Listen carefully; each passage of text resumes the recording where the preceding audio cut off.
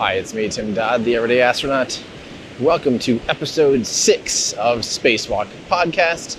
I am literally walking, as I like to do during these Spacewalk podcasts, and I am on the beach. I am in Cocoa Beach, just south of Cape Canaveral.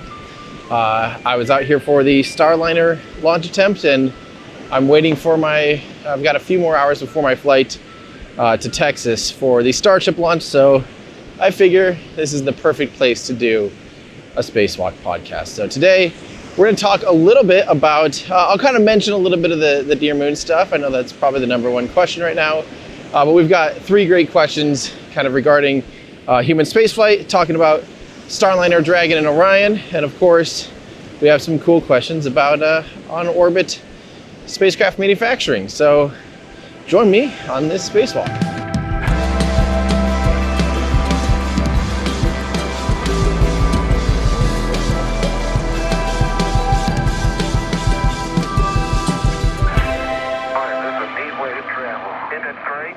Episode 6, on the beach.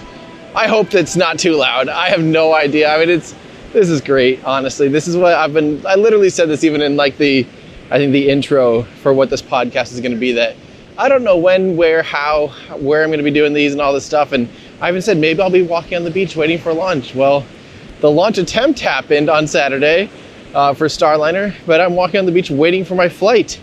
And it's really good. It's funny that it's ironic though. It's ironic for a few reasons. Number one, spacewalk, obviously, like it's kind of supposed to be about me walking, and for some reason, I don't know why, I literally almost can't walk right now. And the beach has actually helped me a lot, but for some reason, one of my toes is so, I couldn't put my shoe on this morning without wincing and almost crying because it hurt so bad. And for whatever reason, it just absolutely kills to walk. It's just one toe. It's not like bruised or anything. It doesn't hurt that bad to touch, but for some reason putting pressure on it, it's just like super messed up. I have no idea why, and walking on the beach is actually kind of helping stretch it, so it does feel good on the bottom side of my foot. So that's the ironic thing, that spacewalk is ironically really hard, and I'm like limping and looking probably really weird, but it feels good, and it's probably gonna be a good thing before having to sit on a flight for, a handful of hours. So yep, that's where we're doing now. I'm also, fun little fact, total side note here, I'm walking north. When you're on the beach here, like the only thing you see up the coast that takes up the entire like horizon is Blue Origin's launch pad. That New Glenn launch pad is absolutely massive. It dominates the Cape. It dominates the beach. I don't think people are even aware. I mean, I think from here I've got to be probably a good 10 miles at least, so 16 kilometers, maybe even 15 miles or like 24 kilometers away from, I don't know quite how far, but it's a long ways away, and it is still like all you see. It is crazy. It is very obvious. Launches of that rocket is going to be an amazing spectacle for the Cape. I think it'll be the best rocket to have ever watched from the Cape, besides maybe like for obvious reasons like the Saturn V with people going to the moon. Like that kind of takes the cake no matter what. But as far as visually and the experience, the Cape is going to have an amazing time watching New Glenn fly. It might be, I think it's a touch further away than Isla Blanca. I'll have to look at it on a map. From like when you're at the top of the Cape, when you're at Jetty Park, I think that's still a little bit further away from the New Glenn launch pad than like Isla Blanca is for SpaceX's Starship at Starbase. But it's got to be pretty close, probably within 50%, can't be much more than 50% further away. So yeah, it's going to be a heck of a show for people out here. And of course, Cape Canaveral and Cocoa Beach, it's an awesome place to be and vacation. And so that's going to be a fun rocket to see. I hope that the locals are ready for a treat and that people are kind of ready for that rocket, because it's actually going to be a really, really, really cool rocket to see fly. Yeah, so let's start off with, I was going to say the other reason why this episode of Spacewalk is a little bit awkward, or like ironic, I guess, and maybe the better word is, to be honest, I kind of was doing this podcast knowing, planning on assuming I was going to be pretty busy ramping up someday into training for Dearmoon. And I just wanted the ability to have this way to still connect with you guys, with the community, and kind of be able to share my thoughts on things very casually as we have been doing. And I thought it'd be a good idea just to have a platform like this that isn't like on the YouTube channel. So, I kind of did this as like it'd be really cool if at someday the Spacewalk episode is on Starship Around the Moon. And as of June 1st, 2024, it became officially announced that mission has been canceled. And I'm sure most 99.999% of you, I'm sure, hearing this already knew this. If you happen to be the one person that didn't catch it on any of the social media posts or anywhere that I posted about it, sorry, hi, there's the news. Dearmoon was canceled. Yusaku Maezawa made the decision to cancel the project. I have a statement up on Twitter and on Instagram and wherever. I'm probably just going to defer to that. I don't really want to say much about it because, I think my statement was is well crafted, and I think it covers all the bases on my thoughts and feelings on it. I will say obviously I'm like disappointed, and obviously things didn't work out the way I would have preferred them to. I have some frustrations about it, as I mentioned in the post, like with the timeline of everything, but I think that's probably all I'm really going to say about it, just because I don't want it to become the main thing that we talk about here. I know it's probably going to be the thing that people ask about for the next, month or 2 or 3. And honestly, I'm really just looking forward to getting back to a regularly scheduled program and just focusing on all the exciting things that we're all witnessing together. And I'm actually, a part of me is relieved, and a part of me is just like, I don't have that looming over my head anymore. And I can just focus on the content and on the community and on the exciting future that we're all living in right now. So like I said, that's what I'm going to say, except for our first question actually kind of touches on that a little bit, but it's a little bit different too. This first question comes from Teak Wood Kite at Mars Wood Chimes on X. And again, don't forget, guys, I do just kind of look for your questions by either using hashtag Spacewalk Podcast. I also just kind of look for people asking questions under when I ask if you have any questions for Spacewalk, just use social media, I'll find you. And obviously, like I said, we do a solicited question on Patreon and things like that. I'm mostly just focusing on Patreon because it's by far it's 95% of the supporters. So as a way to be able to give back. But anyway, let's see what they said. The question is, I'm wondering how strong your urge is to go to space, and if you have other opportunities if you will have other opportunities in your future. I'm rooting for you.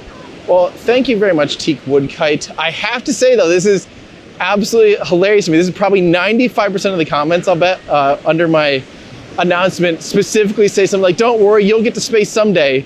Even though in the thing, like in the announcement, I explicitly say, and I have said this my entire career, is that this is not the goal of the channel. This is not at all like a thing that I'm actively pursuing. This is not the reason I do Everyday Astronaut, is not to go to space. Like, that's not a thing.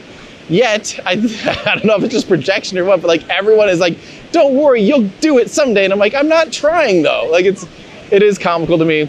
Obviously, as you know, I would take certain opportunities to fly if the circumstances were right. And I don't have any regrets about, about applying for Dearmoon and about, I'd followed that program since the very beginning, since the first press announcement and the first press release and I've been there for the whole thing. And I don't have any regrets because really it was a win. The stakes were low. Like, worst case scenario, I continue on with my life. I get to continue my dream job and have a wonderful support, great friends and family, and a fantastic community. So like, oh no, worst case scenario, it's just normal. It's just like what I'm doing already. And best case scenario was there's the potential that one of the outcomes, no matter how probable, was one of the outcomes was that I could have potentially gone to the moon. Like, that was the risk reward benefit was the risk is nothing happens. The reward is potentially, no matter how small, even if it's 0.1% chance that I would have been able to go to the moon. I mean, come on, duh. It's a win-win. And in the meantime, I did make some amazing new friends, like lifelong friends that we went on some amazing adventures. The trip to Russia to see, and in Kazakhstan specifically to see Yusaku fly was on MS-20 was actually an incredible trip. I think I might cut that up into a video about my like secret trip to Kazakhstan, to the Baikonur Cosmodrome. There's some crazy stories there. So, so obviously in the right circumstances, I would consider flying, of course. It's not my goal. I'm not going to be soliciting it. I saw some people saying things like, let's start a, GoFundMe for you so you can make it to space or whatever. And I'm like, I absolutely could not do that. If people fundraise money, I can think of a lot better things to do, for my community, for my, for charitable things, for myself, that I would do well before I purchased a multi-million-dollar seat to space. Like, that would be not a thing that I'm interested in, honestly. But obviously, under the right circumstances, if someone's already purchased seats to a cool experience like that, a once-in-a-lifetime opportunity, yeah, as you know from the past, I would take that opportunity. But I wouldn't ask anyone to do that. So we'll see what the future holds. Like I said, I'm actually looking forward to just kind of getting back to business as usual and not having to even have that carrot dangled out in front of me too much more, as it kind of has been, honestly, for the past 3 years or so. So it's, all things are good, honestly. I'm happy still. I can't speak for the rest of my crew. Some people this did affect a little bit harder than others, just professionally and emotionally, and otherwise, and my heart does go out to them. I mean, it's crazy. I mean, it was a crazy experience all the way around, emotionally and otherwise, and all of us are dealing with that differently. So my heart goes out to them, and I just hope that, in 5-10 years we look back at that as like, that was crazy. But we'll see. Meanwhile, I have a lot of work to do and a lot of questions to answer. So the next question comes from Tad over on Patreon, and thank you for being a Patreon supporter. Yeah, that's awesome. I like I said, in all these episodes, I do look for comments on all platforms, but I also do prioritize some supporter comments just as an extra perk for those that do support the work we do. But Tad asks, what are the differences between Orion, Starliner, Dragon, and their service modules? I'm thinking in terms of use cases for each. So, frankly, as far as use cases go, Dragon and Starliner are in the same class. Like, they're both, low Earth orbit vehicles. Dragon can probably, I think both of them can go higher than low Earth orbit. We're going to find out here, with Polaris obviously going quite a bit higher yet than just their I mean, they're still within LEO, but they're a pretty highly elliptical orbit. It'll be the highest mission since the Apollo program. It's really, really fun. But yeah, Starliner and Dragon are both kind of in a similar class there. Their both primary role is to dock to the International Space Station and transfer mostly humans, but also cargo, ferry them to and from the International Space Station safely. The other thing that's kind of crazy is that, Starliner, it's a little bit bigger internally. Hang on, I grabbed these numbers just so I wasn't totally speaking out my butt here. Starliner is 11 cubic meters in internal volume. Dragon is 10 cubic meters. And Orion is actually the smallest of those three, which I don't think I realized. And it's at 9 cubic meters. So Orion is the smallest. Now Dragon has the unpressurized trunk, which is 14 cubic meters. So as far as being a vessel to carry crew and cargo up to the International Space Station, that unpressurized trunk is great for external things, like if you're attaching an experiment or batteries or solar panels or whatever to the ISS, being able to stow them in Dragon's trunk with 14 cubic meters of volume is actually fantastic. It's a pretty useful feature of Dragon. The other ones don't have a meaningful external unpressurized volume like that. They're just purely a spacecraft with a service module. Orion's service module has its solar panels on the very, very bottom of it, and heat radiators along the side. And it has an integrated launch abort system tucked into the service module, as well as its primary RCS thrusters are all integrated into the service module. So that's Starliner, and it's obviously meant to be reusable, actually, since it does not splash down, since it does a soft touchdown. That's one of its major features, is the fact that it does a touchdown in the desert. On airbags, it helps with refurbishment considerations. So yeah, they're similar class vehicles. Orion, on the other hand, is actually not even made to dock to the ISS at all. And its primary and, well, its only real reason for existence is to be able to get humans to the moon and back safely.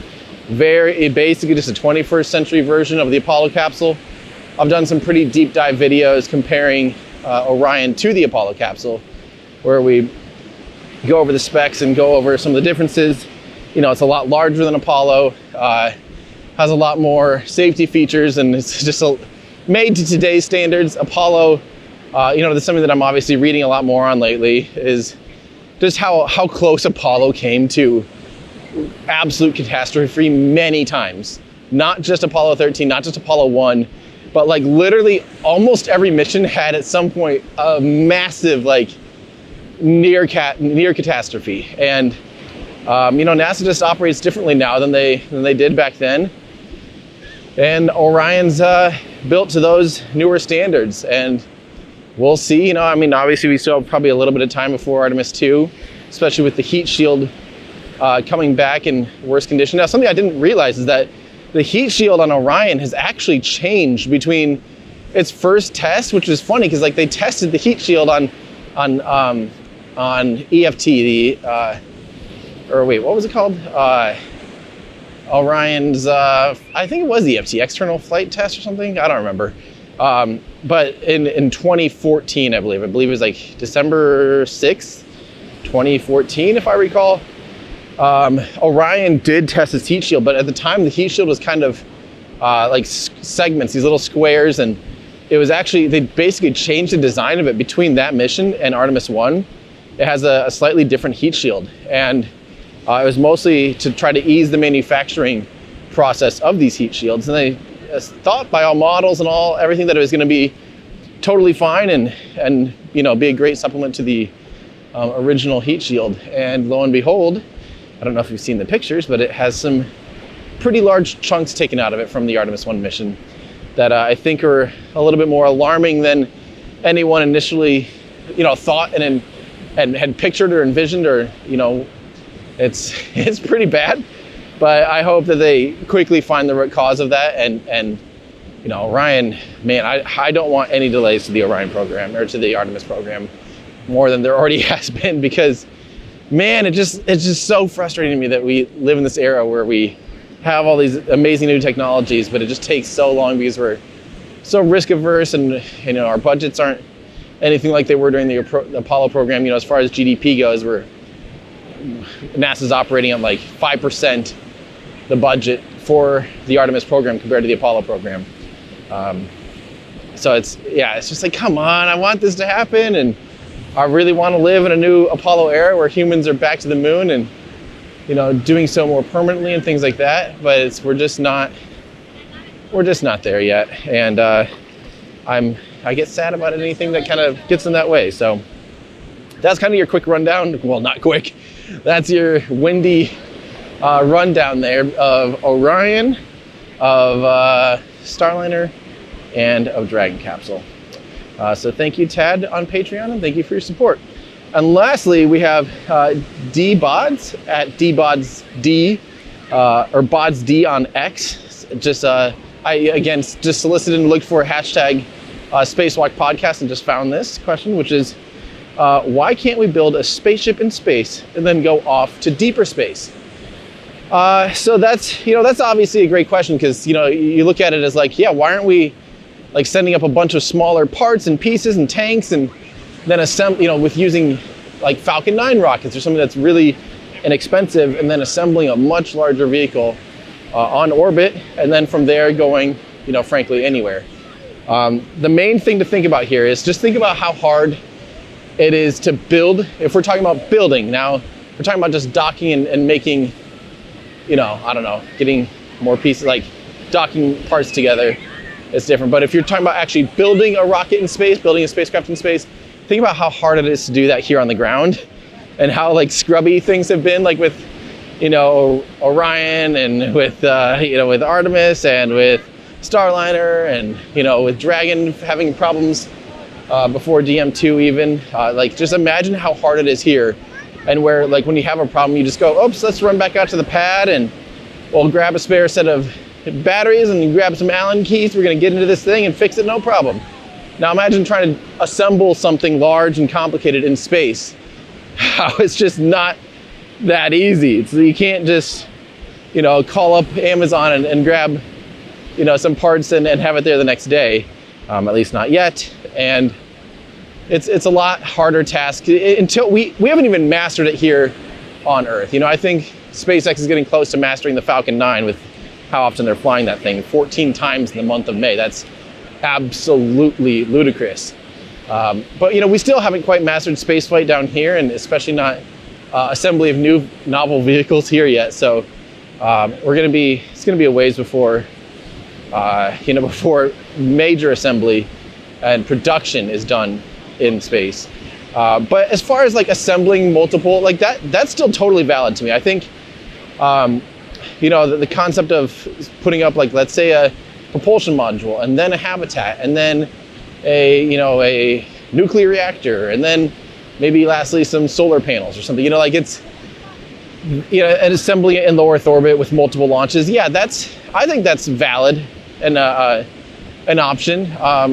We're getting back to that being reasonable, I think. But the reality is the most important thing at the end of the day is actually just getting the dollar to kilogram ratio as low as possible. Getting things into space, big things, cheaper, is really the answer to everything. Because then the trade becomes, oh, well, if we just keep going with this Starship thing and make it twice as big and we make it twice as capable and we make it twice as voluminous, we can just put up an entire space station in a single launch. We can literally launch the entire International Space Station that took, how many dozen launches and billions and billions and billions of dollars, $100 billion or whatever to make. Imagine being able to do that in a single launch. I think that's, and with private space stations coming online here, like VAST and Axiom, like a handful of awesome space stations coming up. I think that is the answer, is like, let's just primarily work on lowering the cost of launching, and then everything else becomes trivial. Everything else becomes, that's where you start, and that whole thing is there. Then if you need to make something massive, 100-person Mars transporter or something that takes a cruise out to Jupiter and back, and it takes 14 years with a human crew on board or whatever. Yeah, you can assemble that then when the price of dollar per kilogram gets down to like to $1 per kilogram or something. Sure, you build the biggest, most insane cruise ship in space and go wherever you want. But the most important thing, the biggest key to that puzzle, is just lowering that launch cost down in the first place. So I think that's kind of my answer to that. And everyone's probably gonna have their own opinions on that, but I think yeah, starting with the cost of launches is where you start in that whole process. So, well, those are the 3 questions that I wanted to answer today and talk about. But it's that time. I have now walked only in one direction, so I have to turn around and go the opposite direction to get back to where I started. So it's going to be like almost a 4-mile walk, which is good. I need that. And this is actually great. It's a lovely day for this. So I'm thankful that you guys joined me on this spacewalk. And be sure, like I said, leave a little comment or a review on Apple iTunes and wherever you listen, on Spotify or whatever. We also do have a dedicated YouTube channel that's just the RSS feed. If you look up Spacewalk. So if you do Google Podcasts or whatever, that's kind of the way you're supposed to do it now. You're actually just supposed to listen to the YouTube channel, which is a funny thing. But that's where we're at with this. So I hope you guys are enjoying these episodes. Thank you so much to everyone that's listening to this, especially if you sent messages and support about the whole Dearmoon thing. Like I said, I'm gonna be fine. I'm have had time to process this and prepare for it. But it still means a lot just to hear all of you out there considering and just thinking about myself and the crew and everyone involved. So thank you guys for all of that. It really, really, really means the world to me. So, all right, well, thank you for joining me on the spacewalk. We'll see you guys next time. Bye, everybody.